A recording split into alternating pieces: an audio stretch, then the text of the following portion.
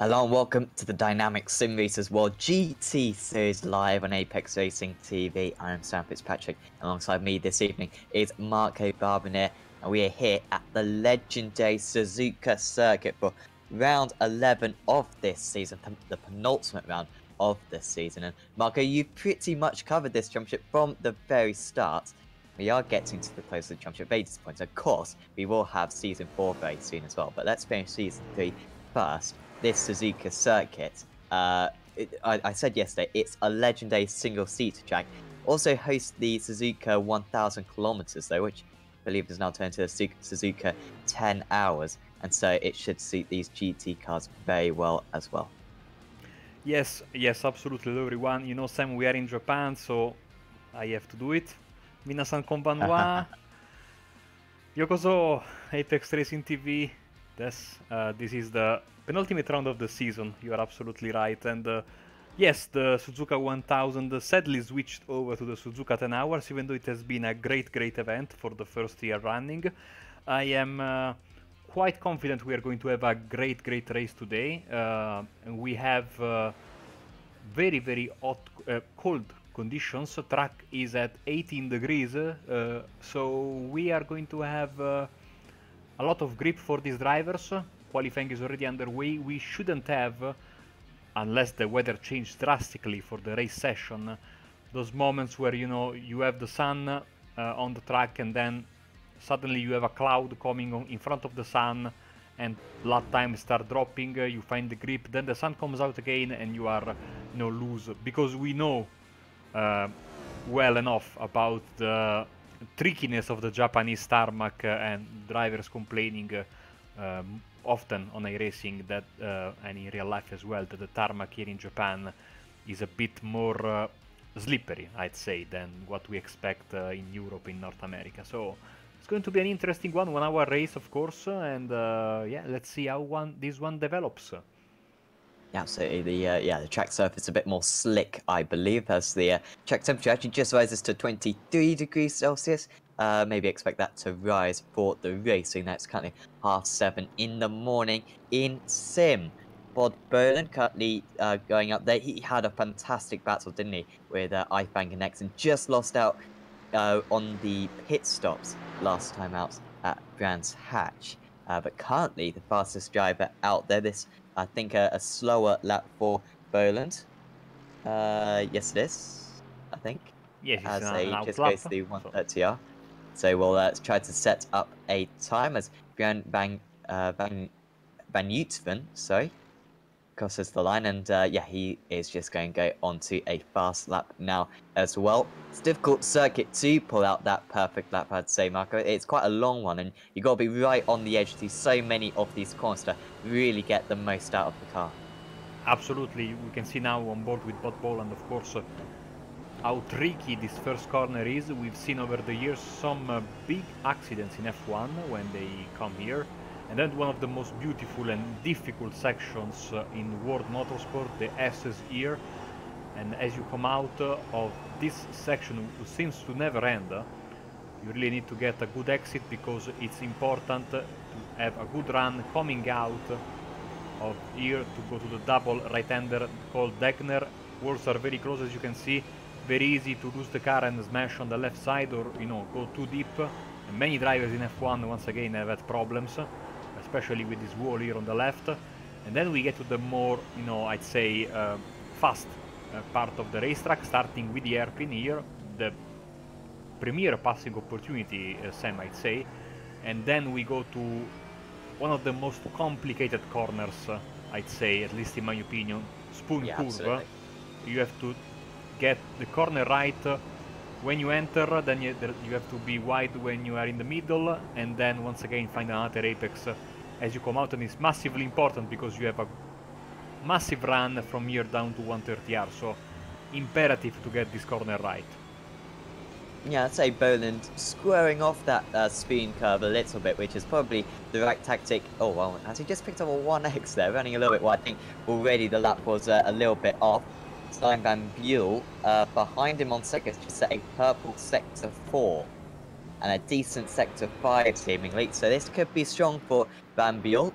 really, yeah, driving that car well at the moment. I don't think he did too much at Brands Hatch there, so of course I am relatively new to this race, so I'm not super familiar with these drivers, but Stein doing an absolutely awesome job at the moment representing the BMW drivers well. Certainly could be a decent car for this circuit as he approaches the line now. And Stein Van Buell, I think this is going to be a very handy lap, and he does go pole position. So, 1.5 tenths faster than Bod Boland, who will try to go for another lap here. But what a great effort that is from Stein, because Marco, has he had a pole position yet this season, or an overall podium? I think podium, yes. I don't know about pole position. I have to be honest. My memory is failing me at this moment. But yeah, I I mean, thought I'd put you on the spot there, you know. yeah, you see how important it is, I think, to get in a good rhythm. Being fast is okay, is mandatory, I'd say, but it's nothing if you on a track like this you can get a good rhythm. You can get, you cannot get corner after corner. This is such a flowing racetrack, one of the classics, I say.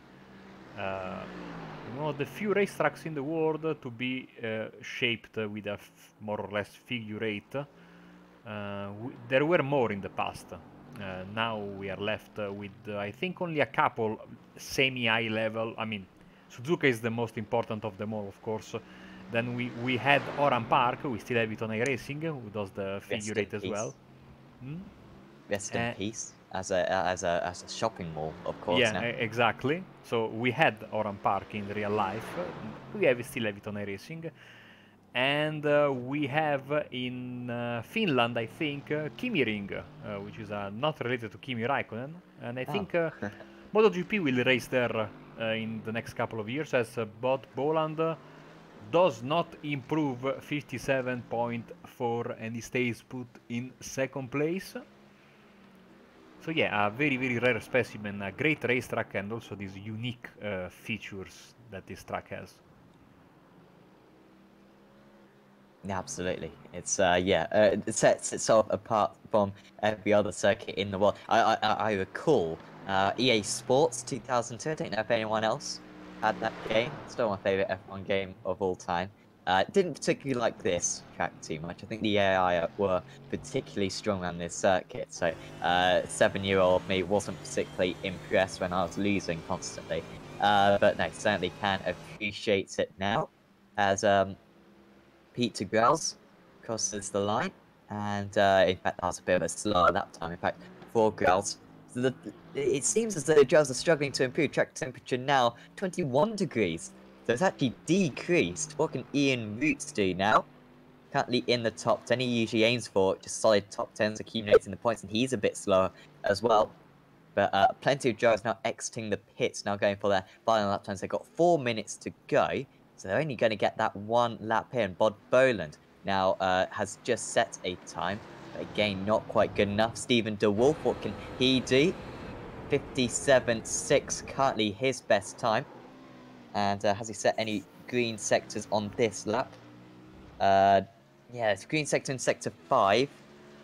Not doing too much apart from that. And here comes the sun peeking from behind the clouds. You can see when the drivers move out of the racing line, the track is so dirty. There were, plums of dirt being kicked in the air. So I think that the organizers set the track state as being, untouched, basically.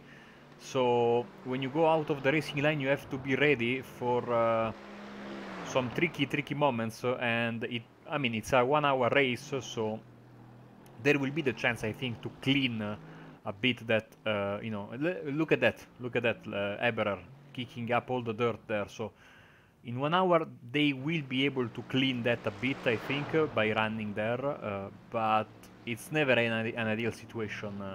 There's always a big debate in the leagues whether to, have a clean racetrack or a, used racetrack before the races. I know that some series like to do just like this, so to have the outside of the track dirty and then let it be cleaned by the drivers as the more they run.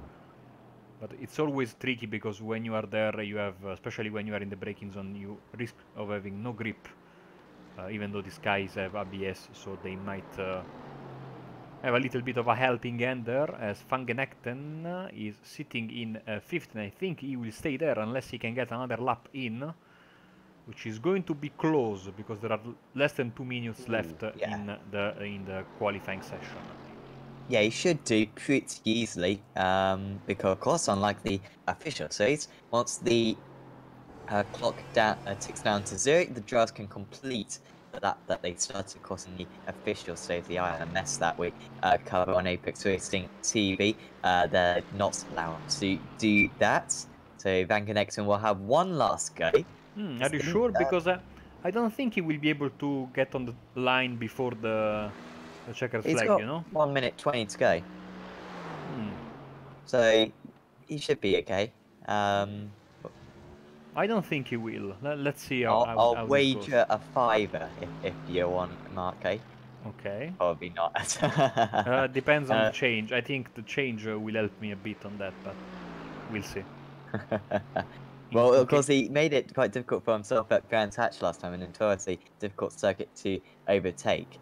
And well, he's making it a little bit difficult for himself once again here, but he only needs to improve by about 0.2 of a second to get himself onto third position on the grid. Peter Growls approaching line. Of course, we were watching Sebastian Herber earlier on. He went wide at 1:30, and if it weren't for that, he could have been right with the front row of the grid. He set a purple sector time, but not anymore as Van Genegten.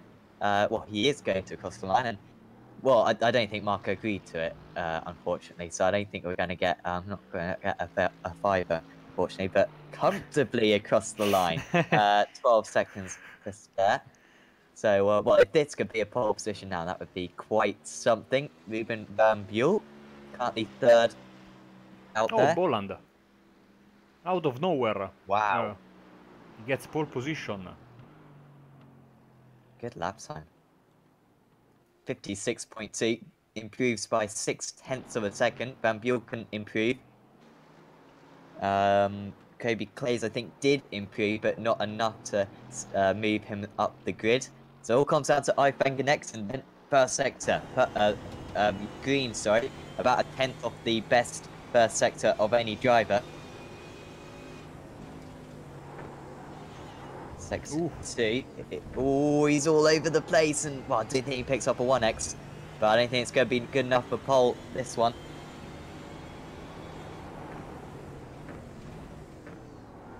And second sector, I think about 0.3 off the pace, if my timing screen is correct. So yeah, this is going to be difficult for him. Herber also out there still. He's just behind Van Genegten on circuit. The driver that we're just following right now is Jeremy Hessel's currently in 13th place. Also Ben Mears trying to set a time. So those are the 4 drivers who can still improve on their good positions from now to the finish.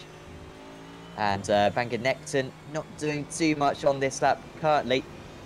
But, like I said before, he only needs to improve by a couple of tenths of a second in order to get himself up to P3 on the grid, which I'm sure he desperately wants. Got no teammates in front of him.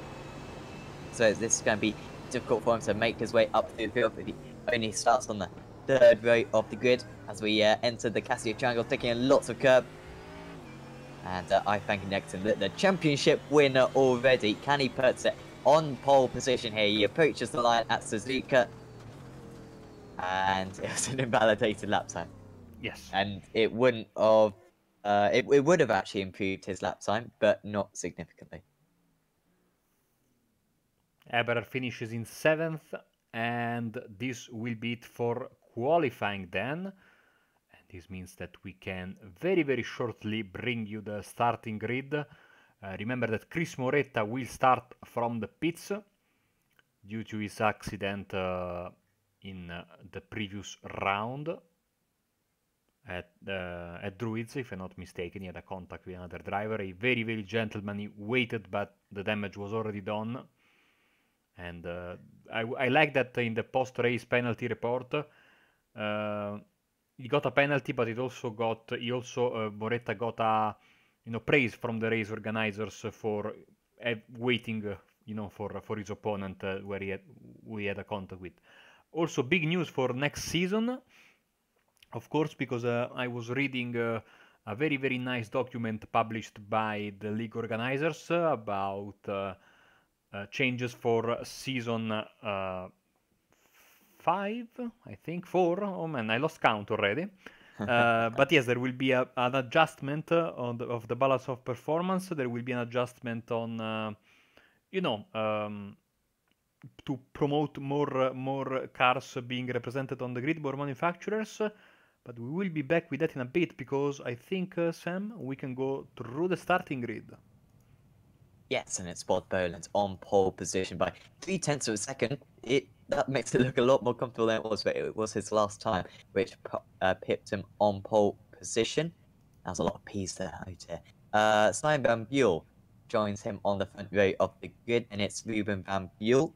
Kobe Clay starts in 4th with Mark Van Genekten in 5th. Then it's Andrew Hopley, Sebastian Herber, Lee Diemer, Peter Grauls, Ian Roots, Stephen De Wolf, Daniel McCauley, Jeremy Hessels, Ronald Moons, Cam Van Newton, John McConville, Theisberg, Sergio Souza, Lee Woodburn, Pedro Braganza, Stuart Musselwhite, Benjamin Mears, Nick Sherman, Chris Moretta, and hopefully Roy Beverke will also take the starting grid. Just got a few more drivers to get on the grid. Sebastian Herber and Daniel McCauley. So what can we expect from this one, Marco? Last time, Van Genekten didn't get a good qualifying. He managed to work his way up one way or another. Are we going to see another repeat of that? I mean, I can expect certainly something like that happening. Most of the titles are decided. I think we are only left with the bronze driver title to be, given out, and that, if I'm not mistaken, will be decided regardless of what the outcome of this race is in the final round of the season, which is coming next week at Spa-Francorchamps. So, I think that many drivers are racing with a little bit of a clearer mind, a clearer head, as we are starting to roll right now. Clear minds, clear heads, and hopefully we have some great racing. And as the car are rolling, and I like that Porsche pace car, but I think it's missing a rear wing. I don't know. I'm so used to the roof Yes. RT12 having a rear wing. Doesn't look right. Absolutely not. But the Mercedes behind it looks absolutely stunning. Bod Boland for CMR Esports will round the Casio triangle. His decision when to floor it, everyone else will have to follow suit. An ultimate round of the DynamiXX Simracersworld GT Series about to get underway here at Suzuka.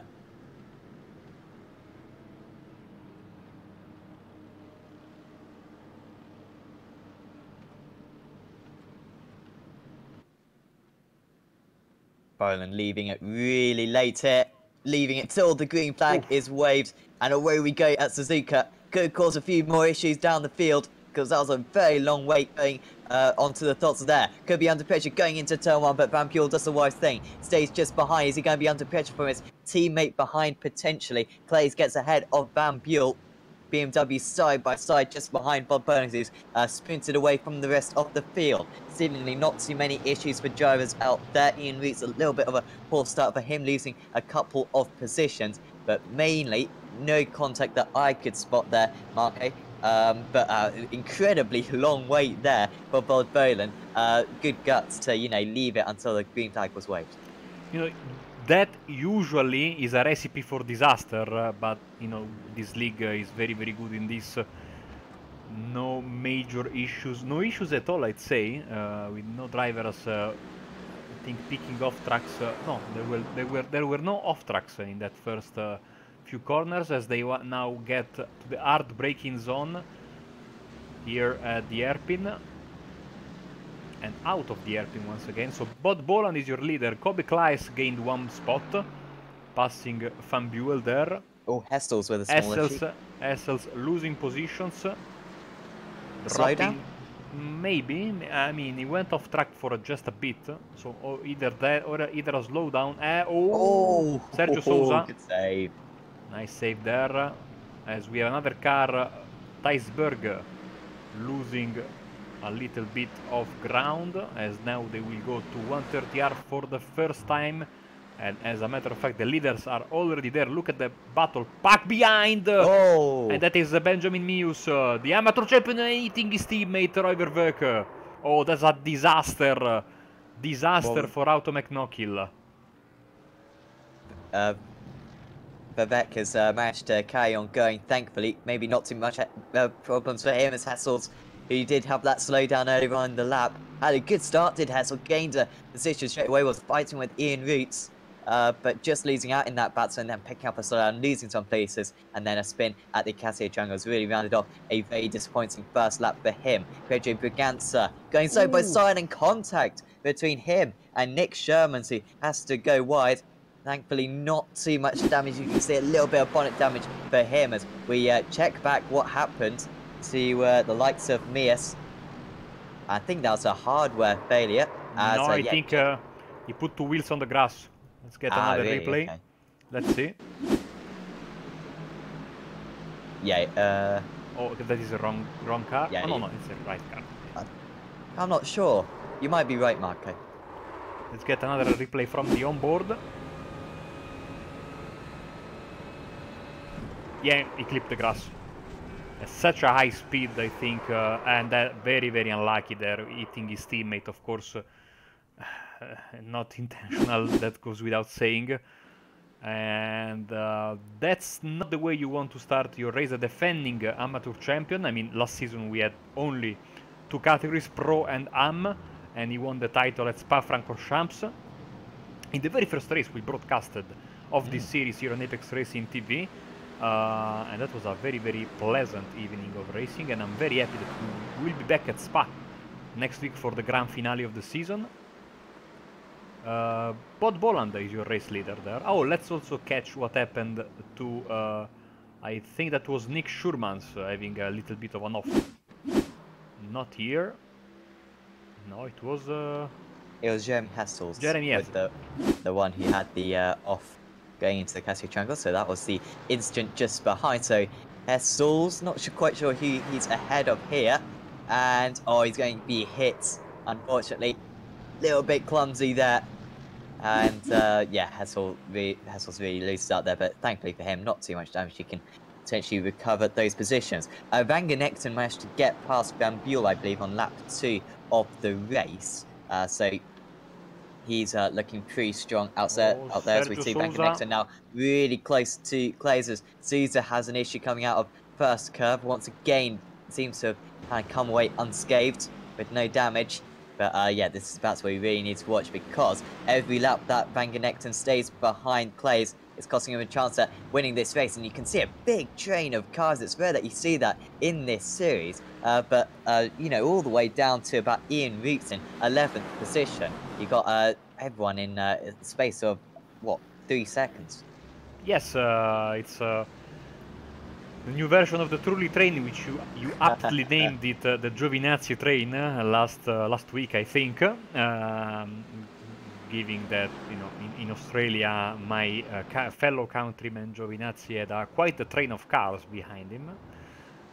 You know, Kobe Kleis, of course, a driver in the silver class, so leading that class right now, and Daniel McCauley winning the class title last week. And Daniel McCauley, by the way, he results in the pits with issues, so I will get back to that as soon as possible. I don't remember any kind of contact for him, as we can hear the cars with Van Genekten making the move, the cars touching a bit of the grass, and he was starting in the middle of the middle to high part of the racing of the grid was Daniel McCauley. So I don't know what happened to him, because the event viewer right now is not showing us anything worth you know, maybe a second. Let's see.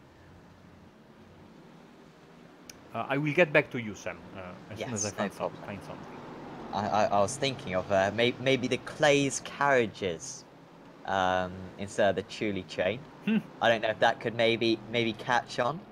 That's what I'm hoping for, at least. So thanks for your name starting with C, Kobe, because I don't really have any other puns than that when it comes to trains. So well, he's still holding up a lot of drivers still, so he's living up to that new reputation of his. You can see how Van Connectors already massively pulled away, and it should be fun actually with that big train. See if any drivers can make moves on one another, maybe spring a bit of a surprise. Because when you're following a car so closely and you're waiting to overtake, often the driver behind you can really start getting involved and maybe just catch you unawares, maybe break deep and yeah, cause you a bit of issues. This almost caused some issues, really waiting for a long time before going green. And Daniel McCauley, was he Never already in started. the pits? Yeah. He never started, to be honest. I don't know why, because he qualified in a decent position. Maybe some connection problems for him as... He manually disconnected, so could still be connection issues, but yeah, I'm not quite sure what happened to Daniel. There's off. Goes Braganza. And he drops down into 21st position, maybe even 22nd position. That was an issue, I believe, with Nick Sherman's. Get a replay as soon as we can. It is Pedro Braganza then. Bronze class driver. Oh, caught out by Spoon Curve. Way too much mustard when he entered into that corner. And around he went. Luckily for him, I think that's the corner with the biggest runoff area of the track. So, good for him. He avoided major damage. Let's go back to this train here, because I think it's the most entertaining bit of the race so far. Van Genegten pulling away already, as you can see, but Van Buel, Opley, Eberer, Dimmer, Grauls, De Wolf, and maybe also Ian Roots are part of this train, or carriage, like you just said. Well, plenty of different teams being represented right now as well. DynamiXX Racing for Kobe Clays, and then we've got Buell Racing, CMR Esports, Simracersworld, Simmortal, Atomic Motorsports, and again DynamiXX Racing. Oh, as we've got some issues going on with Moons and Woodburn. That's a change of position, and that's why Woodburn running wide. The 375 Excite Racing driver making a mistake seemingly. And Ronald Moons moves ahead of him there. And now Jeremy Hazel's going down the inside. That's going to be a brave move. And that is Kobayashi S. Fantastic move there from the BMW driver. And he's absolutely nailed that one. It was aggressive, Marco. But now he's going to be under pressure again. The BMW low on power. And that could leave him defenseless going into spin curve. But Woodburn probably does the wise thing. Backs out a bit. Kinda. Takes a very tight line. Maybe that's just compromise his run on the exit of Spoon now. That was a bit of a crazy moment, and meanwhile, Van Genegten, once again with his superior race pace that he's showing in these first few laps, has already caught up to Stijn van Buel, and he sees the race lead in front of him. But Boland, these two have fought, these three I should say, have fought all season long against each other for the highest positions in the field. Of course, Van Genegten dominating the season so much that he had to drop, so far he had to drop one of his race wins, so because he won all the races except one where he had only 6 points scored. We have more issues. SL Sam Braganza, no, this is SL's going wide, okay. So we saw the... Oh, Eberer not having the best start of the race. And hugging the wall there on the left side, losing many positions. It's really disappointing for Sebastian because, like I said earlier on in qualifying, he could have maybe started a few places higher on the grid. I think really he's stopping. Yeah. And yeah, now out of the race. These rounds don't get a fast repair either, so that's going to be the end of his day. And this is how it happened. He's had, yeah, so he's run wide here. Oh, that's just a bit too aggressive there. And oh, then an extra bit of contact. It may have been the second bit of contact that actually did the damage, because that was square on pretty much with the wheel. Oh, what's going on there? Stephen De Wolf having an issue with Pizza Growls at Spoon Curve, and well, that whole that whole Clay's carriages have all, well, crashed into one another. Let's get a replay of this at Spoon Curve. So situation exploded all of a sudden. I think the driver... You could say that they've gone off the rails. Yeah, it really went off the rails. That was... Oh, look at that. Almost collision. So back live because Kobe Kleist under pressure from Andrew Hopley. This is for the lead in the silver class. Yep, so really important now. So Hopley, did he gain any positions out of those issues for other drivers? Or was he already right behind? I'm not quite sure, but they're ever so close now. And Buell closing in. Roots has really benefited from this. He was in 11th. I think he dropped down to 12th, in fact, at the start of this race. He's up into the top 7 now. With Lee Deemer, the one who made the contacts before. He's in 8th place, but might well get a penalty, I imagine, after this race, unfortunately. As Van Genekten, really close here to Van Buell. Didn't quite realise that this was for second position as Van Genekten's going to go for the inside. Pretty easy to fend off, but running a little bit wide potentially as Van Buell. With that struggling straight line speed of the BMW, just so vulnerable around this second half of the circuit. As the Mercedes driver will close. Van Genekten doesn't usually take any big risks, but he might just take one here, down the inside into Spoon Curve. They're going to go side by side through the first part, trying to hug it round the outside there is Stein Van Buell, but Van Genekten just too strong for Atomic Motorsports, and he moves ahead for now. Maybe a retaliation though from the BMW driver going into 130R. I think he's going to have to back out of this one, surely just too far back, going in. And just compromises his line as well, so he can't have a chance into the Casio Triangle. And, well, what a fantastic move that was from Van Genekten. Really gutsy move. Beautiful, beautiful move there. He knew, I think, he had to get the move done. Because at the front of the pack, Boland is picking up the pace. Fastest lap of the race last time around for him.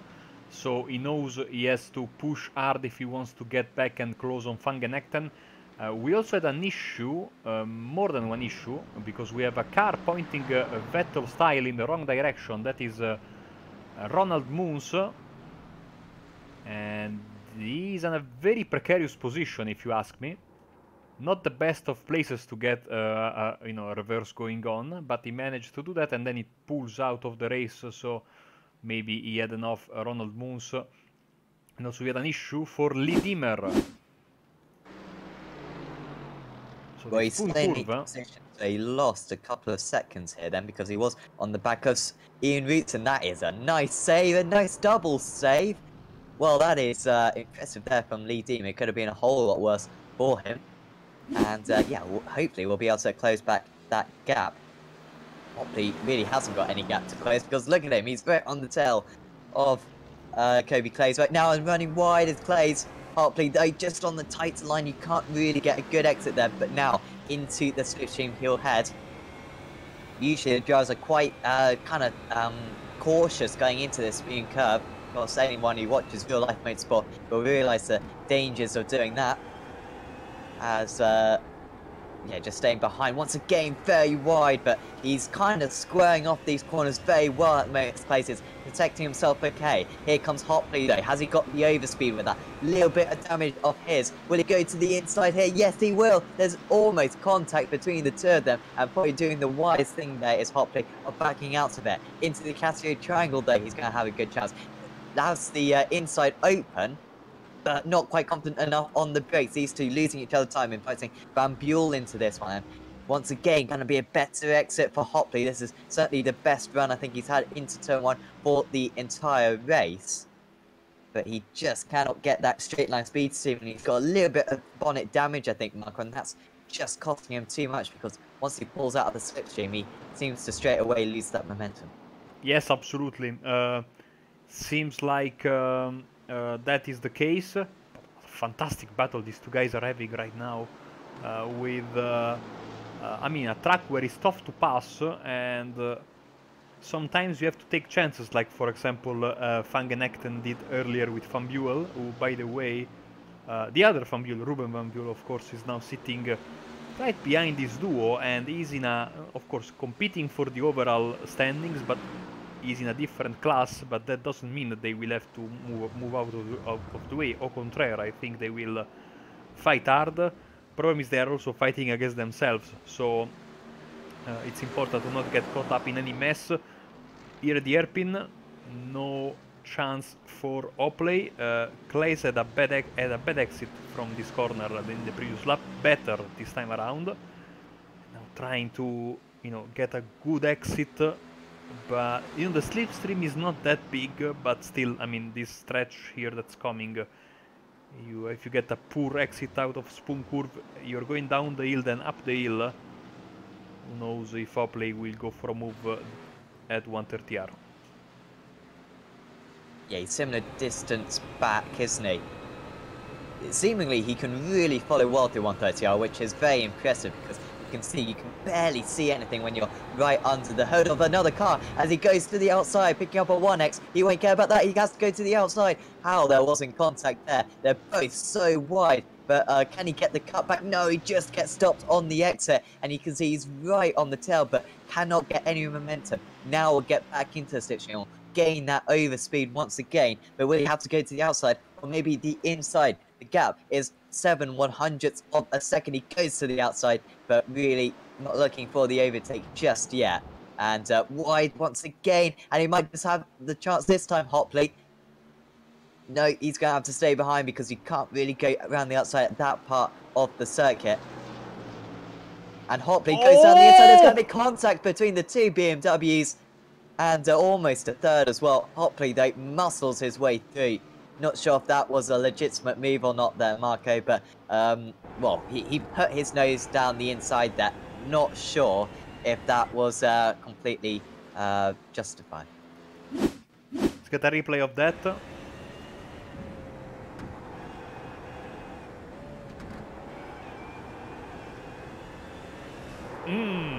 There was not a lot of space, I'd say that, but I will use what Italian football commentators say in order to not anger any part of a fan of one team or the other. They usually say, you be the judge, and I say this the same to our viewers. So you be the judge for this contact.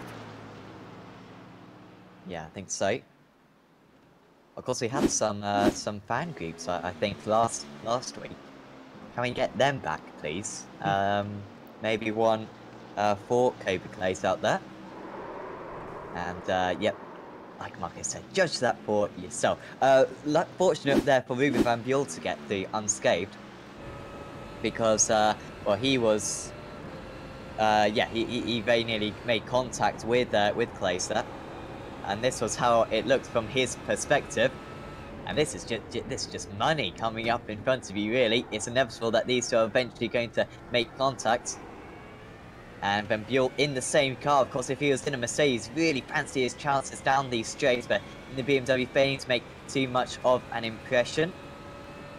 And even just ducking out of the slipstream, realising that he just wants to see these two duel as much as possible.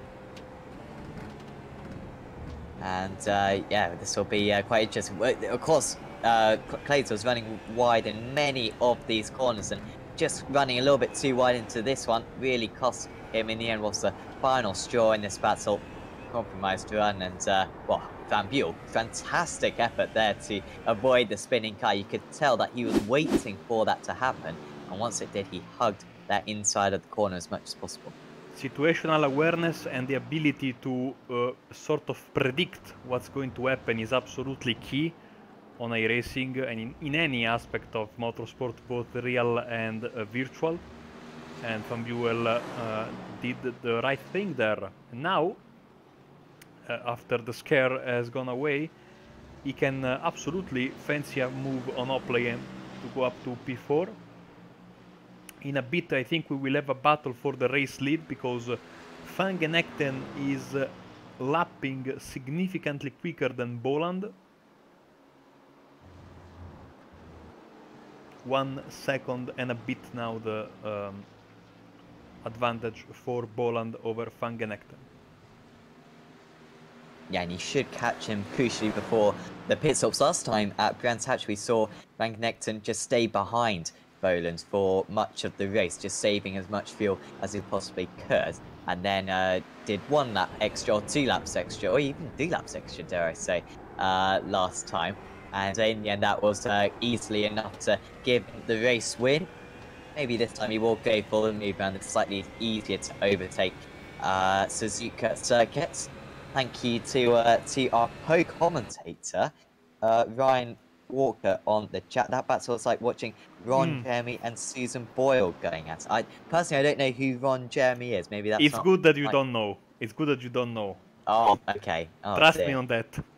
Of course, I'm a massive Subo fan. Do you know who Susan Boyle is? Yes. Okay. Yes. Fantastic Scottish singer.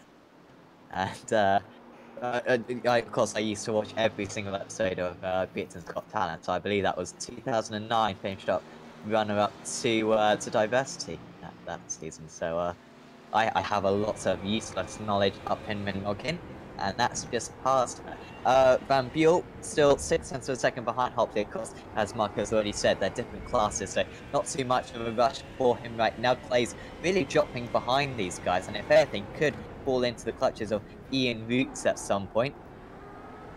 Because on that last lap, Clay set a 59, Roots in the 58s, and also Lee Deemer in the 58s as well after his issues earlier on. And Growl's also in the 58s, and Wolf as well. Growl's, of course, having a bit of an issue very early in the race, I believe. Should just go through the bronze leader as well. Bram Van Uteren leading the way. And I quickly load up the points for the bronze championship. And it is currently Bram leading the way by a bit of a cushion. So Stuart Musselwhite really needs a good round here if he's going to be able to overtake Van Uteren, as Van Buell has an issue. Yes, big issue. Van Genekten also is in the pits. I think that maybe the two things are related, maybe not. Let's see.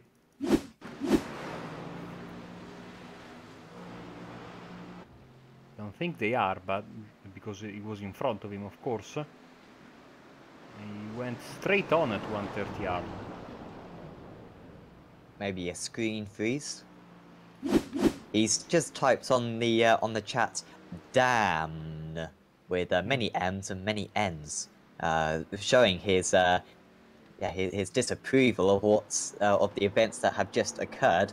Hopefully, we'll get a bit more of an explanation from him in the next few moments.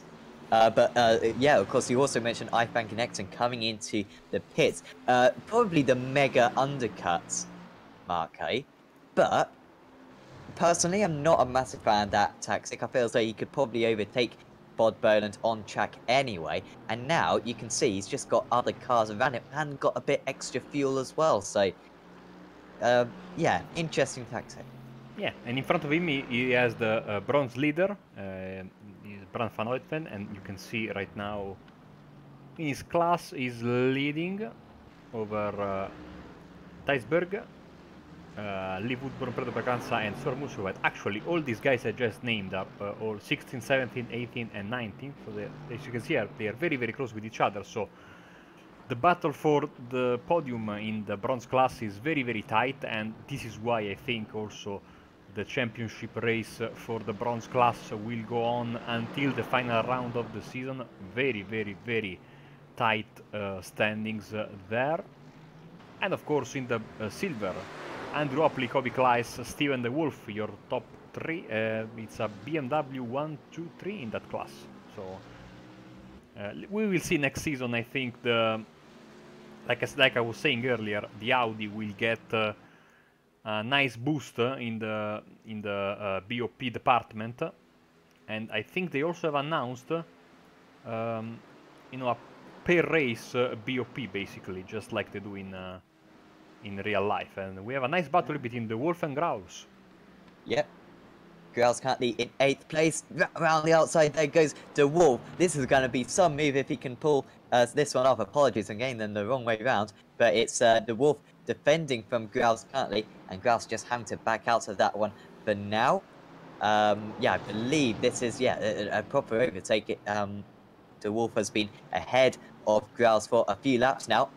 And you can see just falling a little bit offline. I think once this battle just calms down a little bit, Marco, we'll have to go back to Van Buell, where he went off. Apparently, he hit the wall before 130R. We failed to see that, but I think there was a little bit of damage on the car, so we'll have to rewind to see what exactly happened to Stein, the driver. He was running, I believe, in third position. Yeah, really unfortunate. Yes, these two guys keep battling. A bad exit from Gravels there, so I dare to go to the replay.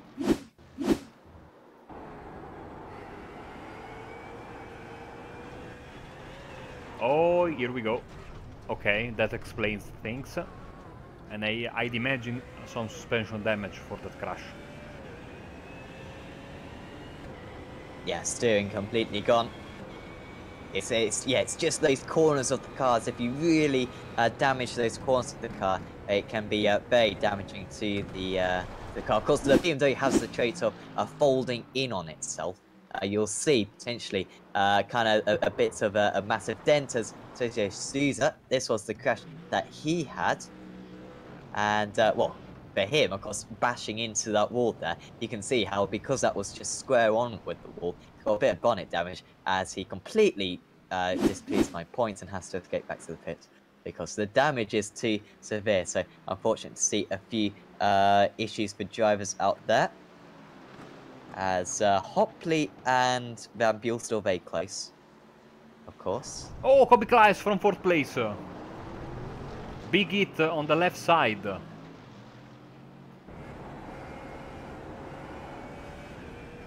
How much damage does Kobe have hit? Hasn't straight away gone back to the pits, but I fear for him here. We've got the Wolf and Growls, who are currently side by side, I believe, just behind him, who are going to be catching very quickly. I think we'll have to go back to that one because they're currently side by side going into the Degners. Wide goes Growls, picking up a slowdown did the Wolf.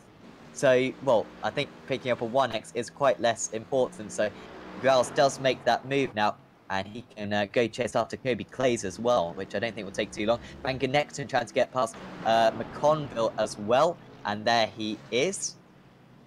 Number 4 driver up into the top 9.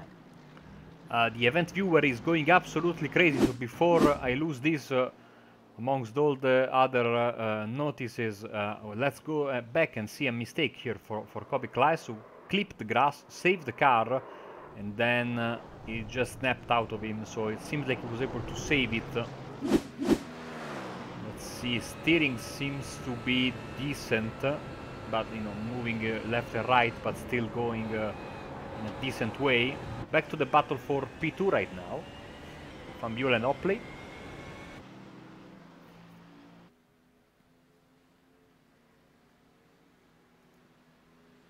Yeah, quite content seemingly to stay behind, I think, right now as Van Buell. He's going to be saving a little bit of fuel right now. In fact, on that last lap, Van Buell was faster than the race leader, Bod Boland. And Bangor Nexton was faster than Boland as well. So maybe the CMR Esports... also, we haven't mentioned, it's the CMR Esports 1-2 at the moment. So, you know, take a screenshot of that. Or you CMR Esports fanboys out there. Yeah, I will also put the name of the team on the graphics so you can... There you go. So, yeah, bathing in this... well, it's not really very sunny here at Suzuka.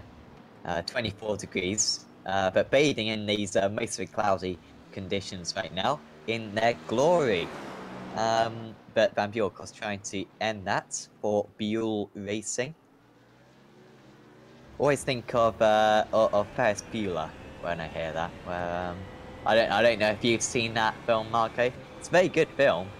If anyone hasn't seen it, so highly recommend it. But there is Buell, the Buell Racing driver. Demon now up into 4th position, so he's 9 seconds off. And Kobe Clay seems to have got away with that damage. A little bit off the pace, seemingly. It's not going to help him, that damage, but he's remaining in 6th position and only being caught slightly by Peter Grouse. Yes, keep an eye on the clock, but it seems to be okay. Also, word for Chris Moretta, who started from the pits. 10 positions gained up to P14 right now, the gold driver for CMR Esports as well. Kobe Klaes is here under pressure from Growls.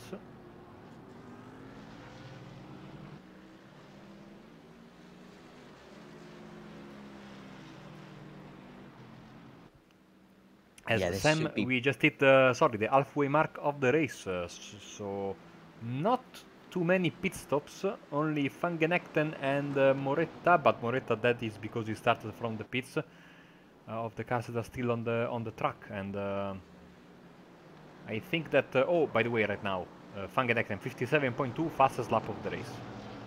Yeah, he's putting in some fantastic lap times right now. Remember, he's on higher fuel load than everyone else out there. Not fresher tyres, so he tries to take tyres at the pit stop.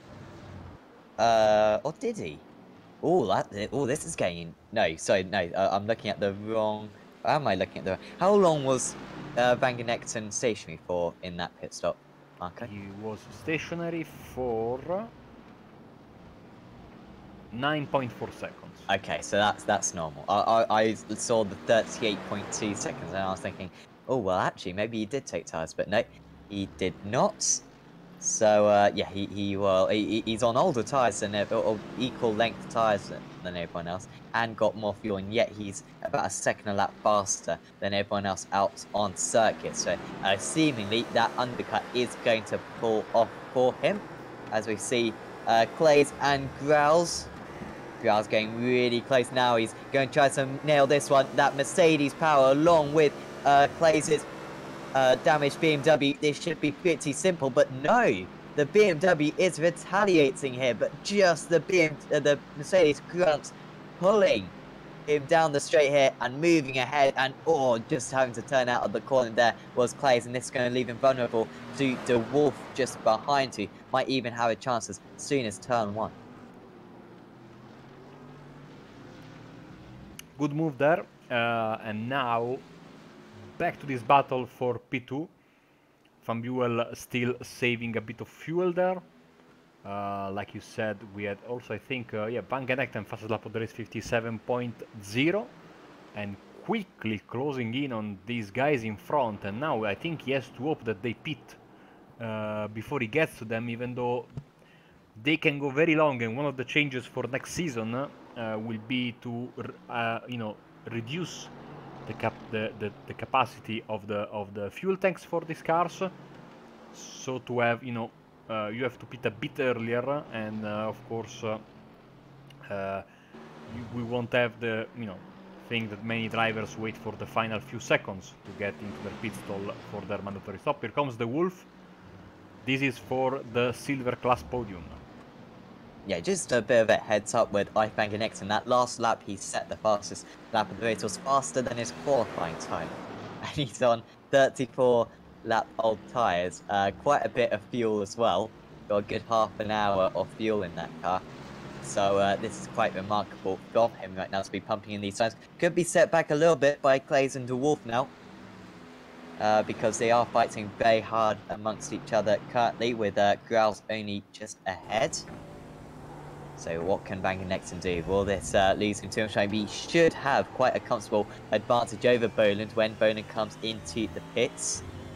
So he doesn't need to do anything too risky, and you feel so throughout this championship has been able to strike that balance very impressively, and could well have adopted this early pit stop in order to avoid him from making too many moves. Of course, was chasing down Boland, but didn't feel like overtaking him on, so he wants to do it in the pits, and you can see how he's straight away took about 7/10 of a second just through that chicane, as DeWolf gets really close to Clays.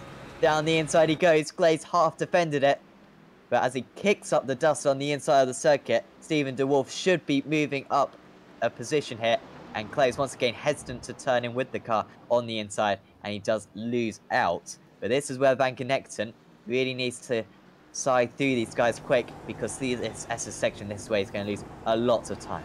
56.85 for Van Genegten this time around. Wow. as he is side by side with Klaes, who doesn't put up too much resistance. He knows that his car is not destroyed, damaged, sorry. Let's see how long will it take for him to get past the Wolf now. The Wolf with a bit of a slide there going into the first Degner. You can see the amount of confidence that DynamiXX has in respect. And yeah, is he going to go to the inside? Would it be a very risky move? But now we'll use the Mercedes grunt around this kind of nothing corner. But might just have to wait till Spoon once again. Still no change in the battle for second and third. Hopley versus Van Buell. Oh, by the way, Lee Dimmer sitting in 4th place, and I really didn't notice it until now. He's having quietly a very, very good race. Both him and Jan Roots are up 4th and 5th place respectively from the start. Oh, here comes DynamiXX, and he's going to go to the inside. That's a bit more of a risky move, and he should be able to execute this one. No, round the outside there. Really gutsy from Stephen de Wolf, but he does back out of it in the end, probably wisely so. And, well, that could have gone a little bit worse, Marco, but once again, DynamiXX doing everything right. Very, very brave there. Maybe not too much of a risk, but he knows that you know, he wants to get ahead and doesn't want to lose too much time in traffic. In front of him now is his teammate Peter Grauls, so I guess he shouldn't have too many problems going past. Of course, if I'm not mistaken, I might be mistaken, but I think Atomic Motorsport also race in the Euro V8 Championship. Do they? I'm not sure. With Harald Stedler, I think. I think Harald Stedler. Well, unfortunately, someone has to announce their retirement from the season. I say that was Stadler. It was certainly one of the rookies. So, of course, do check out the... Oh, Rappliger, there you go. I get the two of them confused because they're constantly fighting one another. But, of course, if we endorse any series on this channel, me and Michael certainly endorse the Euro V8 Supercar series, which will be returning for round 6-ish of the season in just a week and a half's time. We had a fantastic round at Zolder last Saturday.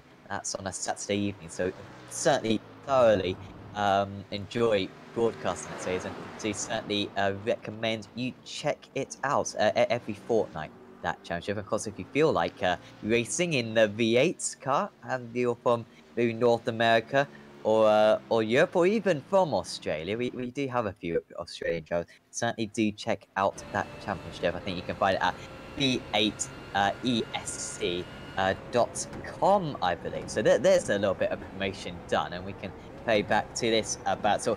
Pit stops coming up soon, Marco, and well, will Van Buell maybe go for the undercut and have a really short pit stop? Of course, he'll have to take less fuel due to the amount of fuel that he's saved, or will he just carry on going out there and try to really pump in a couple of quick laps once the driver ahead comes into the pits?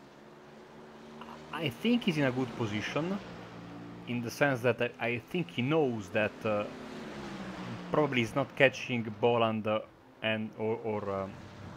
Van Genegten for the race win, so he can stay behind Hopley, save some fuel, and then you know, get a very nice short pit stop in order to get out and keep that 3rd place. He's got 10 seconds over Lee Dimmer, so he's nicely poised, I think, for a podium finish.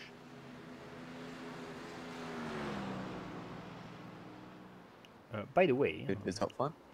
I finally opened the document for Season 4, which contains all the information for the upcoming season, and there will be a reduction of the fuel load limit to 70%. Like I was saying, currently it's 80%. 1 hour long races are confirmed. The BOP will be done in-house, basically, so the Audi, for example, like I said, will get will has 25 kilos of. Oh, we have an issue there for Growls, I think. No, all right, he went just wide there. This is a nice battle, by the way. Roots, Growls, and Fangenekten all fighting for P5. Of course, Fangenekten has already pitted, and Growls, his teammate, takes the hard right to the pits. So back to this battle for second place. In this championship, the Audi has 25 kilos of ballast, 56.81, by the way, for Fangenekten this time around. That will be removed, and the series will move to Wednesdays, so get ready. Ooh. And the same race time, shorter qualifying from 20 minutes to 10 minutes, a very welcome change also from on my part, because it will mean that the qualifying will be shorter and more chaotic, I'd say, especially since this series makes qualifying like others, like the BSRTC basically, which you can watch right now, by the way, if you want, on ApexRacingTV. We are broadcasting the media day of the BSRTC, so I think, like I always say, you can definitely put both of them on. We are all sim racers, more or less, and we all have at least 2 monitors. Even I have 2 monitors, and I'm terrible. I have 1000 I rating, so no excuses. Left monitor one race, right monitor the other race. If you have 3 monitors, I don't know what you can do on the 3rd monitor. But yeah, so 10 minutes is the qualifying session. And there we will be same situation with the 3 classes, maybe a 4th, and already making plans for season 5, so which will start after the summer. Yeah, so, and if you feel like, you know, joining the series, certainly do, and you know, get on with it as well, because I think we had all the entries sold out for this season, so you'll have to get to move on. I don't search Sim Racers World on it's in Facebook. simracersworld.com or simracersworld on and yes, so there will be, let me get there also. Yes, there will be a reserve list for this season, as we have Ian Roots going to the pits after Fangenekten went past him, so Fangenekten now is up to P5. Everyone in front of him has to pit. As we are seeing other drivers come in, Van Oitven from the lead in the bronze class, Will Braganza follow him, Woodburn is behind. This is a nice battle brewing. I mean, not brewing, it has been there for quite a while. So it's nice to see how much this championship is expanding, I'd say. Sam, there were talks of another, you know, a parallel championship to be raced. That will, I think, have to wait for season 5. Not technically, I don't think there was enough time to get this done in time for you know, next season, which is you know, very, very, very close to beginning after this one, as Essels goes for a little bit of a run wide, even more wide, and Chris Moretta is about to maybe pounce on these mistakes that Essels is making. So yeah, I mean, I broadcasted the first ever race of this series on this channel back in season 2, the grand finale from Spa, and apparently we did a good job, because they came back for the entire season. I don't know why. I bet you they're regretting it now. That we firmly put our butts in the door and absolutely begged them to. You know the in that race, as Vangenekten a little bit wide there. In the first race, I was only on the cameras. Chaz Dracot was on the commentary with another one of our colleagues who I don't remember, and now these poor guys are stuck with me on commentary. So. Wait, do you seriously not remember who he was commentating with? No, it was Chaz and maybe you. I don't know. It was me, yes. It was I can't believe my drones have just all simmered down into the exact same tone, I imagine, for you now. Marco, you're probably sick of the sound of my voice, saying that we cover several series together. But no, that was great on that race. You know what the fact was that since it was like a one-off, and you know, I knew that the series was for the first time venturing into a proper broadcast for their series. And I knew that if it went well, we might have carried that series going forward. I was so scared to have connection issues, freezes, as Van Genekten gets side by side with Dimmer, that I was so concentrated on getting everything right. I mean, you know how it works, no? You never have issues, and then maybe with the series you are broadcasting for the first time and you want to make a good impression, something goes wrong. Luckily, it all went right, and I'm so happy that we are still broadcasting, and we will broadcast next season and hopefully all the seasons to come after those ones, because this is a very, very nice championship. It's refreshing to see the high levels of not only competition, as Van Genekten really risking it by putting two wheels on the grass there, but also, you know, the quality of the drivers and the nice liveries. Also, I love a good livery, a series with a good liveries. As Zauplay goes in from second place, Van Buel finally gets past him. Van Genekten now is up to third and will be promoted very quickly, at least to second place, when Van Buel pits.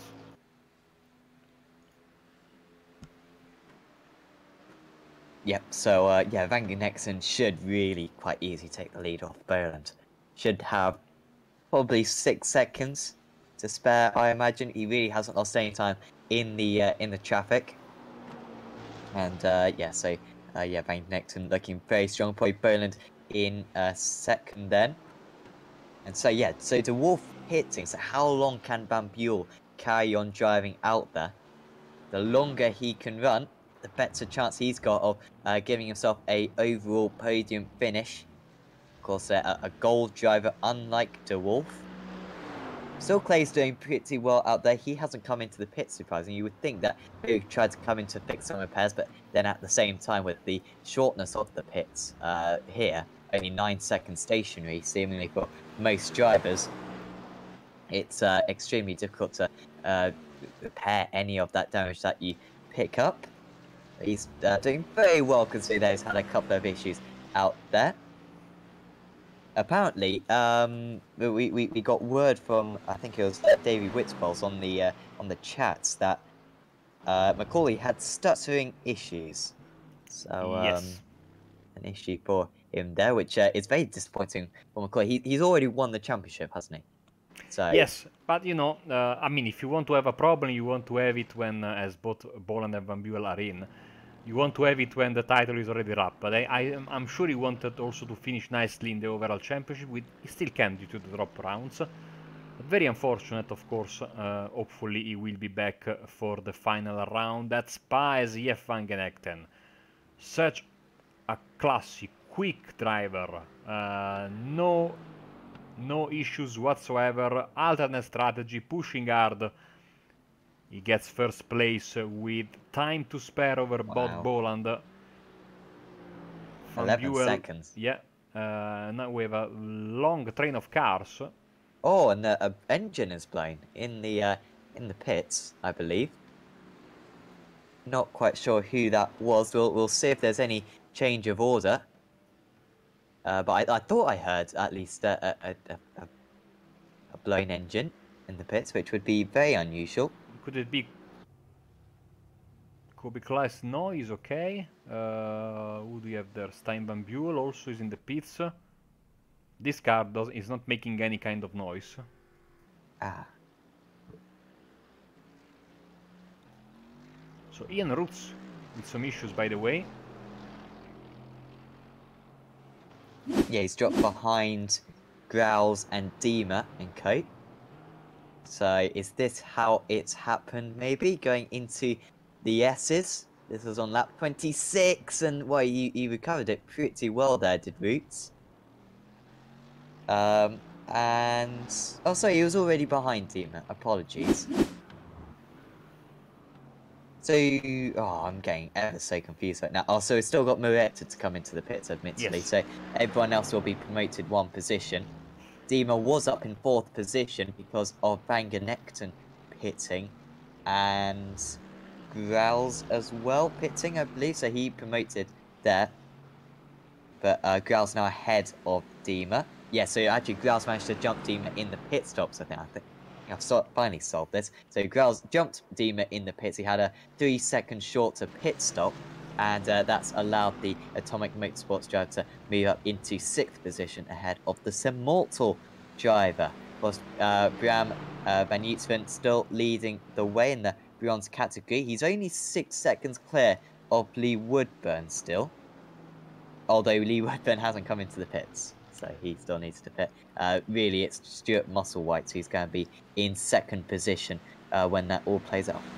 I'm quite confident that the blown engine was either Sergio Sousa's time and Buell, because they both thought to the pits after their issues earlier. And when you do the repairs, it can happen that whilst you're doing the repairs, the engine blows, especially if the damage was big. It's very, very frustrating. It's either Sergio or Stein, the two cars that are in the pits right now. So Moretta, I think, is in the pits and out of them. So he's up to P9. Lee Woodburn comes in 8 minutes and maybe a bit less than that, to be honest, left in the race. Van Oitven is wide. Ooh. At the first corner, but good for him. His closest rival here is Stuart Musselwhite, and he's a long way back. Let's see. I think, like you said, like you predicted, they should get 2nd place in class easily. Thijsberg also is there, and that is Nick Schurmans, who is down to P16, the silver driver, of course, having some issues in this race. Here comes Lee Woodburn then behind Pedro Braganza, so all the way down to P5 in his class is Lee Woodburn, and in last place of his class, of course, 5 bronze drivers in today's round. And so, like we have...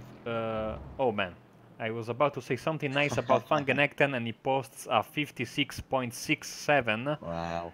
Absolutely flying, and like I said many times in this season, he is just waiting for the checkered flag to drop. He is absolutely flying out there, and he's not been, you know, spectacularly in qualifying, but he's so good.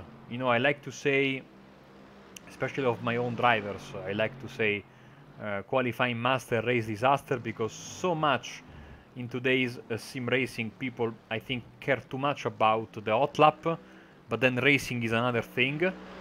But Van Genekten is, you know, putting the opposite concept into, you know, extremes, because he's quick in qualifying, don't get me wrong, but even when he's not the quickest, you can be sure that his race pace will be absolutely on, you know, at the highest level possible. And today we saw the same thing. Yeah, absolutely. And yeah, you really did need that extra pace in order to pull off that undercut, which I must admit I was very skeptical of.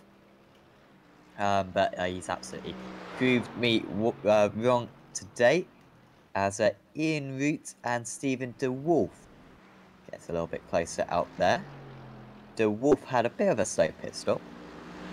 These two aren't teammates. I was about to say they were, but they aren't.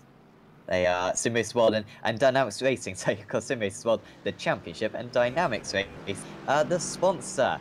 Of course, do check out DynamiXX as well. I don't actually know what their website is, but I imagine you need to put in the XX. That's the important thing when you Google it. I think it's the one of the... Oh, there's contact between the two of them. And, well, if that's not the end of the season, I do not know what will be, as the two teams... they made contact again. Oh dear. Well, Ian Roots and Stephen DeWolf, that slightly comical between the pair of them, but DeWolf does move himself up into 7th position now. Yeah, speaking of DynamiXX, DynamiXX.B, so I imagine a Belgian company. I'm very interested. Sadly, I'm not in Belgium, because I would love to see what they are offering, because it's DynamiXX, paintball and racing experience. Two of the best things I can imagine, paintball and racing. So super cool. Next time I'm in Belgium, I'd like to go there, as I think the Wolf is getting Ian Roots go past him for P7. And also Van Buell is I have some issues with Andrew Opley's pit time, because it says on the software he had 2.5 seconds in the pit lane, which is not possible. So Van Buell is once again stuck behind him. So I thought he was going to get past him after the pit cycle. But that is not been the case, and so Van Buell will have to get his podium on the track, and there is not much time left. Yeah, he's been stuck behind for pretty much the entire race. I remember it was Road America earlier on in the season where I believe it was Macaulay trying to get past Boland, or maybe the other way round, and they pretty much were line astern for 50 minutes of the race, just couldn't pull off the movement. We see this in the GT3 car where the slipstream isn't particularly effective, that once you kind of get into this routine, it's very difficult to end it. And credit to Andrew Hopley out there, he's been absolutely faultless so far in this race. We'll just take the opportunity to thank everyone who's liked this YouTube video, or like the Facebook page, or like the Facebook video as well. And do make sure you like the Facebook page and subscribe to the channel, and check out our Twitch channel as well, trying to build up a bit of a following there.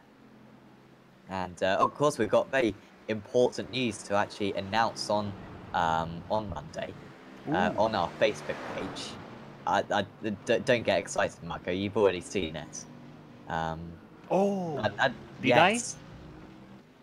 Oh yeah, I did. Yes, it's good, isn't it? Yeah. It is, yeah, quite something. So you don't want to miss that. So certainly do like the pace, so that you can see that on Monday. And yeah, it will be very exciting to announce that, and yeah, a bit of a report there. So certainly do check that one out. Honestly, people, I feel bad actually for saying this, Michael, because people are going to be really disappointed when they see what it actually is. But there you go. We have not long left. This lap and one more, because just quickly looking at Van Genechten, he is about to come to the start-finish line with less than 1 minute left, so he will get the white flag, no doubt, this time around, and he's comfortably in the lead. Bot Boland is in second. We have 3 battles. Nick Schurmans is fighting it out with Theisberg for 15th place. Then we have Steven de Wolf and Ian Roots and Chris Moretta for P7, 8 and 9. And the battle for the podium here, Opley and Van Buell. Of course, Opley with the silver victory in his bag wants to get it paired, I think, with a very, very prestigious overall podium. Yeah, but just dropping back a little bit right now is Van Buell. He hasn't got fuel issues, does he? Had a decent length pit stop, but just seems to be a little bit slow coming out of that corner. Lost 1 second in the final sector of that lap. We'll have to keep an eye out on that one as we check in back on this battle. Roots versus De Wolf. Moretta getting involved as well. And that last lap, Moretta was 2 seconds faster. And maybe you can go for a move here into the Casio Triangle. Super deep on the brakes is Chris Moretta. But this could be an awesome move if he can pull it off. No, just De Wolf pulling back ahead. But he came out of absolutely nowhere there. Did Moretta. And he almost took the positions as his teammate Bod Boland and Andrew Hopley occupy second and third. He's trying to move up into 8th right now as he goes to the outside again, going into first curve, but De Wolf has it covered. Good news for Roots, of course. He's been able to pull away and almost contact once again between the two of them. Trying to find the inside, going into the S's is Moretta, but he just cannot make it. Although, Roots had a mistake. No, he's okay. It may have been a back marker there with that smoke. De Wolf offline almost every single corner. We're going to have to go to the race leader any moment now because he is about to approach the race, the checker flag. He's going to win, I believe, his 9th race of the season. It's going to be absolute domination for Van Genechten. He's going to win by 19 seconds here at Suzuka. Car number 4 approaches the line and he wins at Suzuka, round 11 of the championship. goes his way, and you would certainly back him for the final round of the championship as well. Boland will be in second. Hopley will be in third as long as he holds back Van Buell, who seems to be okay on fuel. Mureta and De Wolf still relatively close to one another, half a second between the pair of them. As they've got half a lap to go. We've also got Sherman and Berg as well further down the field. But let's follow this battle through to its conclusion. As actually Sherman's just got past Berg, just as I said that, but we'll concentrate on this Mureta versus De Wolf. Mureta should have better straight line speed, but can he cause another big overtake going into the Casio Triangle? Really good straight line speed for Chris right now, and he's going to be right on his tail, going through 130R, almost off the circuit there. He is off the circuit. Is there any room down the inside? He's going to go to the outside again, but it's just not a possibility. And Mureta's going to... disqualification on the final corner of the race, and it's a disqualification for Stephen De Wolf, who will tumble down the field. He will not complete the final lap of the race. Just took too much care about that chicane, and well, he'll be absolutely outraged.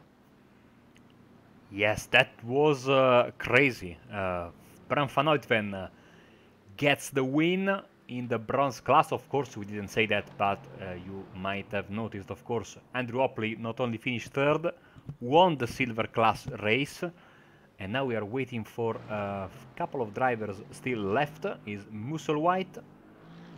Schurmans is behind him, Theisberg there, and Pedro Braganza, I think, is the final car that will take the checkered flag. And here he is, and he will finish in P16. So the Wolf all the way down to P17. Oh, dear. As everyone crosses the start-finish line, and I think we can go through the final race results of this evening. Yes, and it's Ivan Nixon winning out here at Suzuka. Brilliant performance from him. Bob Boland 20 seconds back in second, but still good result from pole position. Andrew Hopley managed to hold off Ruben Van Buell for pretty much the entire race to claim his podium.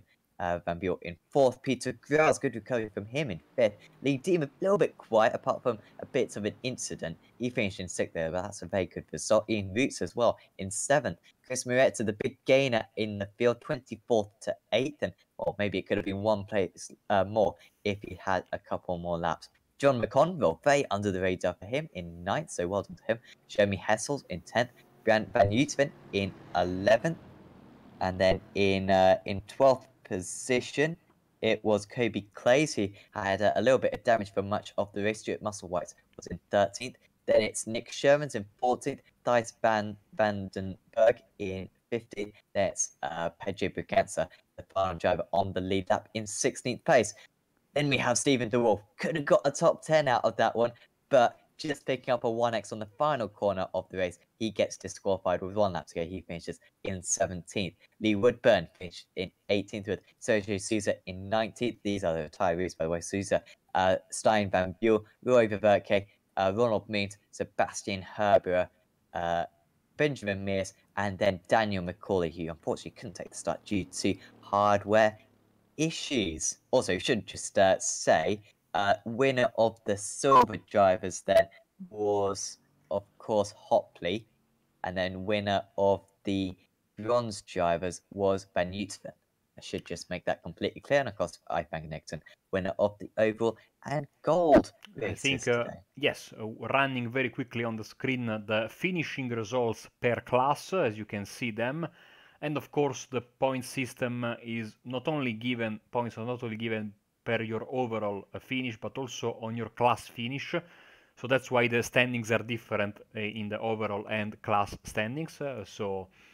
You can get an idea where your favorite driver finished in the 3 classes. And while I go through there, we are waiting for you drivers. You are the shy drivers that are still not populating the post-race. Every time I wait drivers for an interview, I always think about the 2007 Grand Prix at the Nürburgring when Alonso and Massa had a nice chat in Italian after the race.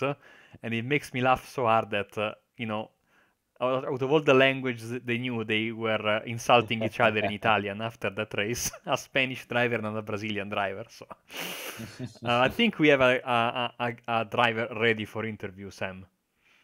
Yes, it's going to be Andrew Hopley that we have a chat with to first. And Andrew, really well done out there, winning out in the silver category.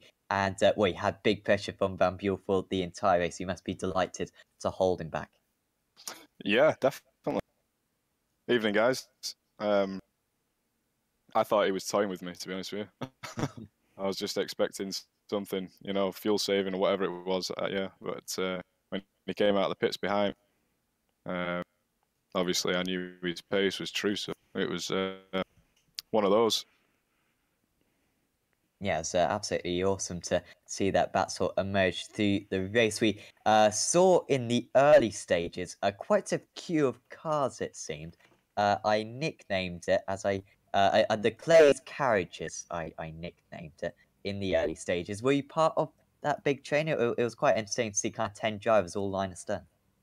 Yeah, I think I was. I was sat in 6th place, so I don't know how many trains there was or whether it was just the one from all the way from 2nd back down to 10th or whatever. But yeah, I was sat in 6th behind Rubens at the start of the race.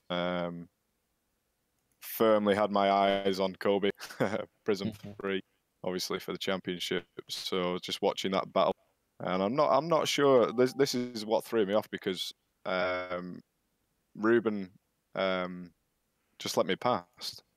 So I don't know whether it was slow down at the Degners or whether he was playing strategy, letting me, seeing that I was, seeing that I had pace and letting me take the fight to cut.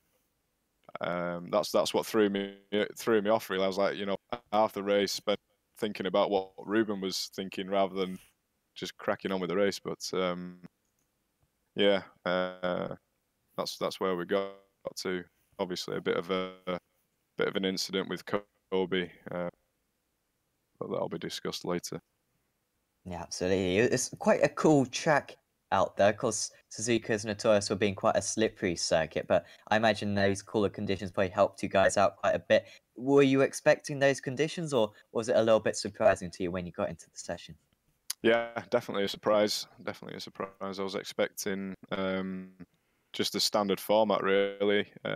Somewhere around 24-degree race start, finishing up somewhere 28, 30 degrees at the end of the race. So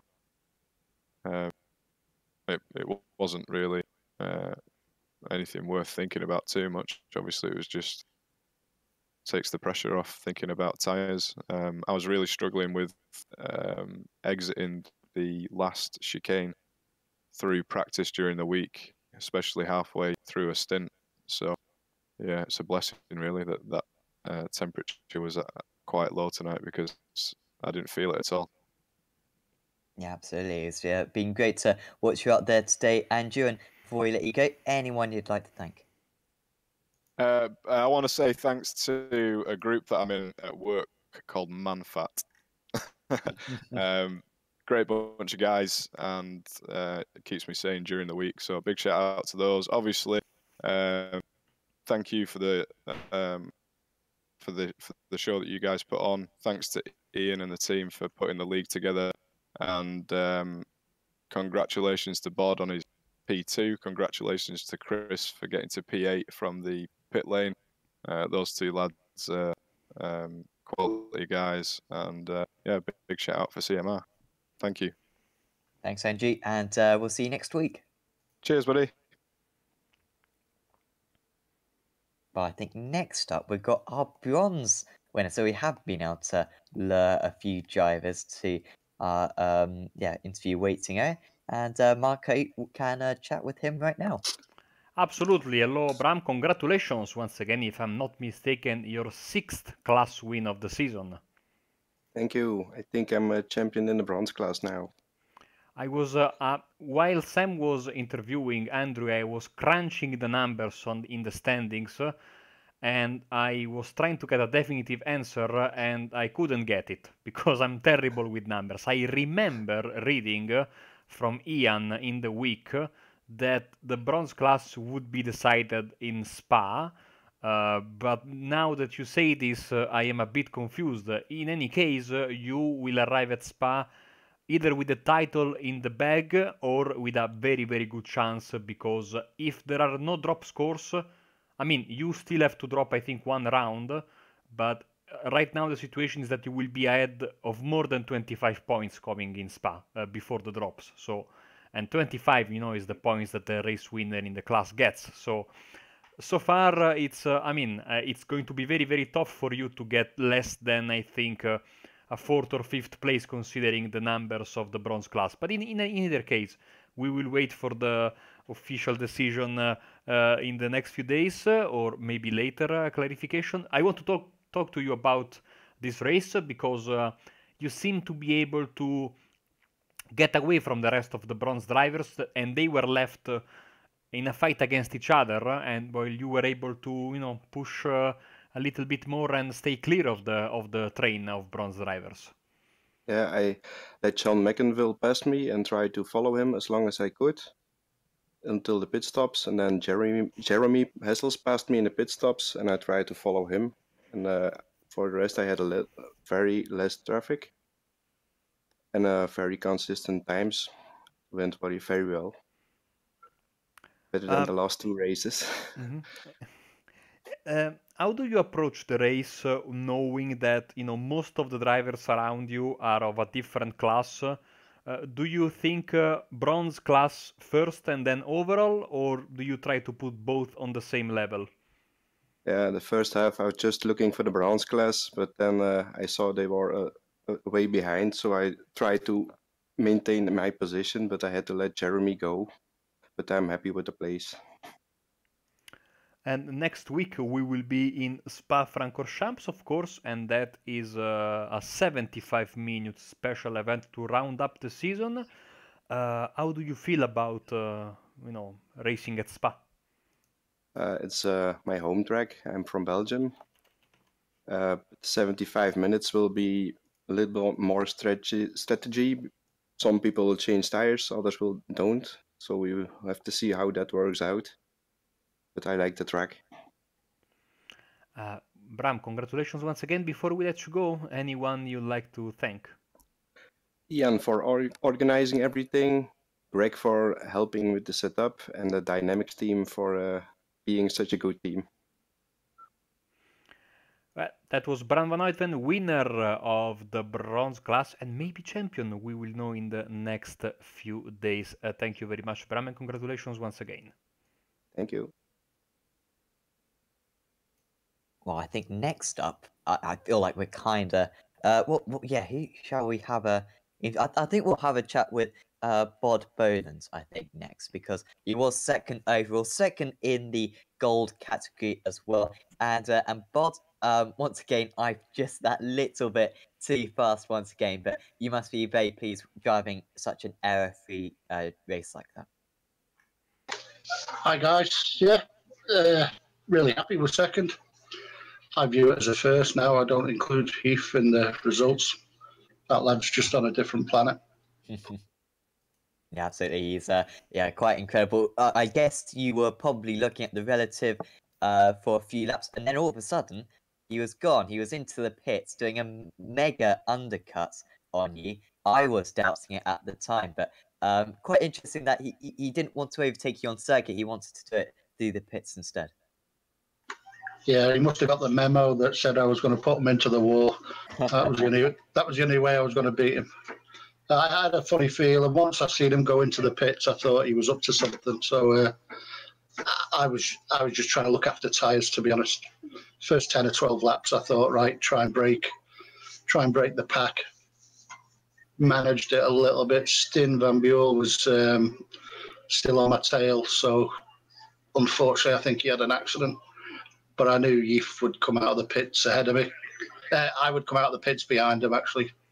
I think it was lap 27. He was still doing 156.6 or something.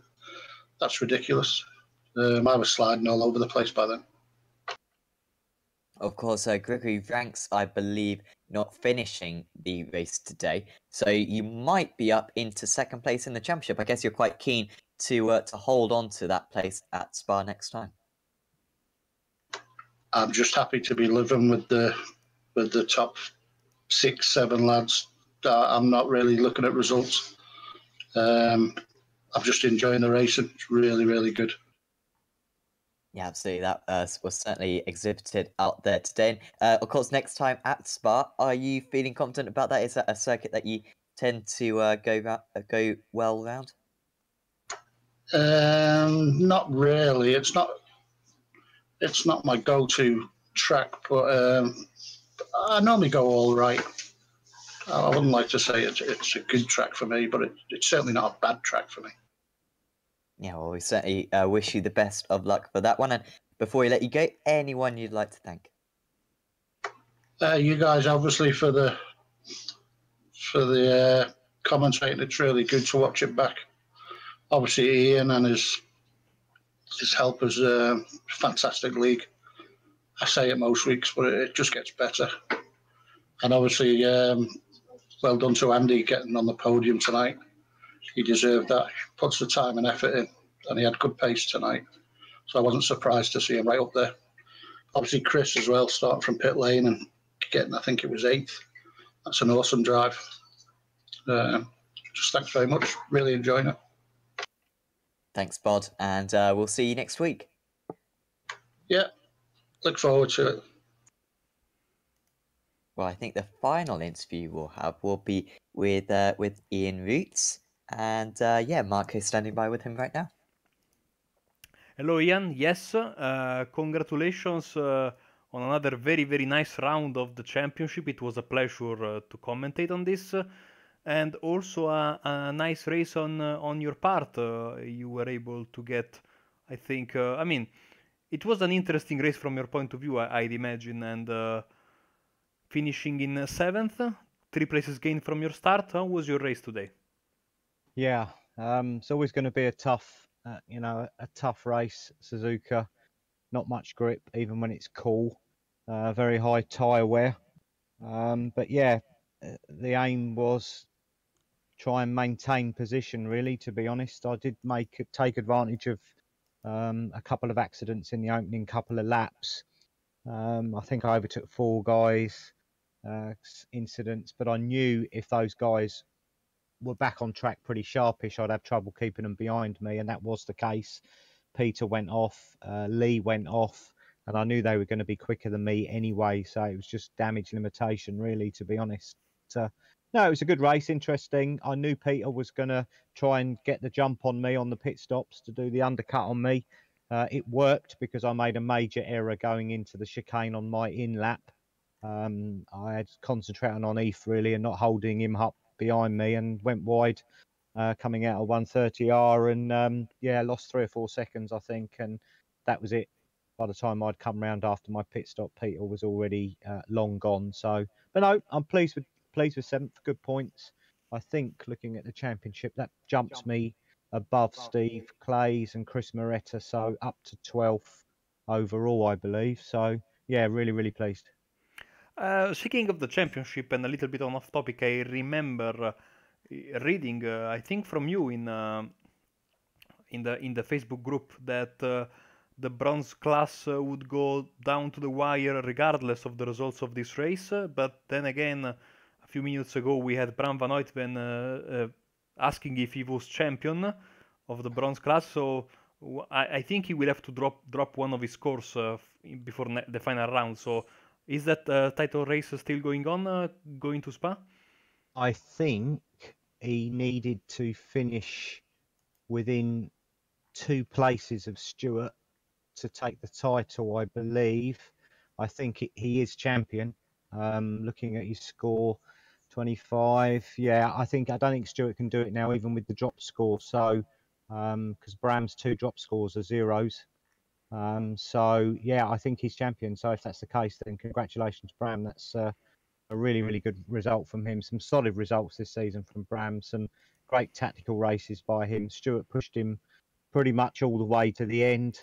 I think Stewart had a bit of an incident tonight, which meant he couldn't take the fight to Bram as much as he'd liked. But it was still a good result for Stuart. But no, we have a worthy winner. So congratulations to Bram. Thank you, Ian. So congratulations to Bram van Uytven for his championship win. Back to you then. Spa-Francorchamps coming next. Final round of the season last season. Final round of the season this season. Not in the coming season, by the way. I really like the calendar for season 4. What are your thoughts about this final race at Spa 75 minutes? Yeah, one of my favourite tracks. I always seem to go quite well there. I was on the pace there last season, but having said that, I think I finished second last season after the big incident within the last few minutes. I picked up a few places, but this season the standard has stepped up a level. I think we're going to see Eve disappear into the distance, and I think it will be fighting for second place. I think Mr. Vranks is back next week. Unfortunately, unable to make it this week, so his local track, he lives not far from it, knows it very well, very quick there. So, yeah, don't count out the Belgians there. They're going to be very, very quick. So, top 10 for me. If I can finish top 10, I'll be happy. And one final word. Of course, I read both earlier in the week and also I gave it a quick roundup today of the, I'd say, manifesto that you put out on the Sim Racers World website about the future of this championship, what's coming up in season 4, and also some changes maybe for season 5. What is your plan and your hopes for the next few seasons of this championship? Yeah, we've got the momentum, we have the membership, we have the viewers, with you guys on board. It never intended to be as big as it is and as successful as it is, and I can only thank everybody that's in the group and involved for all the effort that they put in behind the scenes, the race stewards, the admins, technical staff that we've got. They're doing a fantastic job. Looking forward, season 4, you've probably seen the Q&A. I was inundated with social media messages and I thought, you know what, rather than keep answering people individually, let's throw it out there and do a Q&A and hopefully answer every question that I've been thrown in the last couple of weeks. Season 4, some changes, not massive changes, but I think changes for the better. We should see a bigger grid. There is a fee to race next time, purely to secure you guys. And then onwards and upwards. Season 5, I need a little bit more work to do behind the scenes. I've got some contacts I need to speak to, but we're hopefully looking for Esports Network in season 5, maybe even running 2 splits in season 5. There is a big enough interest. We're changing the night of the week, so we don't clash with BSR. I think that's only fair to them as well as us. I don't want to kind of fight for viewers for them, and I don't think they'd like to do the same either. So, yeah, it's all change, it's all progress. We're really looking forward to the future. Thank you very much, Ian. Before we let you go, anyone you'd like to thank? Yeah, I've said it before and I'll say it again. You guys, fantastic week in, week out, fantastic to watch back. We love watching it back. And you do a great job. So thank you very much for you guys. Also, obviously the team behind the scenes, they all put in the hours. We all have real life, but they still manage to fit everything in, which is, a godsend for me. So thanks, guys. Obviously, we got 3 champions out there that are now decided. So congratulations to those guys. And looking forward to the finale in Spa next week. Thank you very much. Thank you very much. This was Ian Roots, finished in 7, and also one of the league organizer for this beautiful championship. Thank you very much, Ian. Good night. Thank you very much. Cheers. Good night. Well, I think that pretty much rounds us off for the evening. So, of course, like we've already said, one more round of the championship to go. That will be next Thursday. This finale for the DynamiXX Simracersworld GT Series. Of course, on Apex Racing TV coming up. Not much coming up over the next few days. But on Monday... unbelievably quiet days. By the way, thank you to Andrew for subscribing just as the broadcast was closing, so nice timing. Hopefully you will get your money worth, not money worth, your subscription worth by watching all the nice races that we have on demand. Because yes, Sam, basically we will be back on Monday for the traditional Monday bonanza of World GT MX5s. Well, about World that, GT is on a break, right? Maybe. yes, But you still get the MX5s and the Rikmotec at night. So and absolutely. if you really don't want to sleep on very early Tuesday morning, you have the IMSA series. So I mean, you can pull an all-nighter basically if you have nothing else to do with your life on Monday and Tuesday. Yeah, so yeah, we'll have the inter broadcast. That is 8 GMT on Tuesday morning for the Europeans. And then on Tuesday evening, we'll have the Mazdas. On Wednesday, we'll have ILMS and also the World F3 Championship. That'll be the penultimate round of that championship. And of course, also on Thursday, along with the Simracersworld GT Series, we'll also have the BSRTC Pro Series round 1 of the championship. As season organizer, I should be able to say where round 1 is. I forget, unfortunately, but wherever it is, it will be really good. And also, after that, we'll have the Euro V8s as well next Saturday. Very excited about that one. Will be me and Mark. And also keep an eye out on our Facebook page over the next few days for any big news potentially. But from me and from Mark as well, we'll say goodbye and we'll see you next time.